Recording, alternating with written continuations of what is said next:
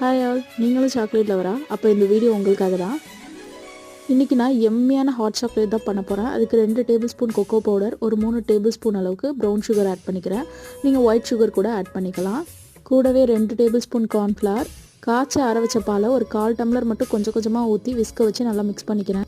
கட்டி இல்லாத அளவுக்கு மிக்ஸ் பண்ணதும் இப்போ இதை அடுப்பில் வச்சு கொஞ்சம் கொஞ்சமாக ரிமைனிங் இருக்கிற பாலையும் ஊற்றி நல்லா விஸ்க் போட்டு மிக்ஸ் பண்ணிகிட்டே இருங்க, இல்லைனா கட்டி விழுந்துடும். 5 மினிட்ஸ்லேயே நல்லா திக்காகிடும். இப்போ இதை ஒரு கிளாஸில் ஊற்றி சர்வ் பண்ணால் நம்ம சூப்பரான ஹாட் சாக்லேட் ரெடி ஆகிடும். இது கூடவே நான் கொஞ்சமாக கொக்கோ பவுடர் டஸ்ட் பண்ணி விட்டுடுறேன். ஐ ப்ராமிஸ் யூ, கண்டிப்பாக வாயில் வச்சதுமே மெல்ட் ஆகிடுவீங்க. அவ்வளோ சூப்பராக இருக்கும். இந்த வின்டர் சீசனில் இந்த சிம்பிள் ஹோம்மேட் ஹாட் சாக்லேட்டை வீட்டில் செய்கிறதுக்கு மறந்துடாதீங்க.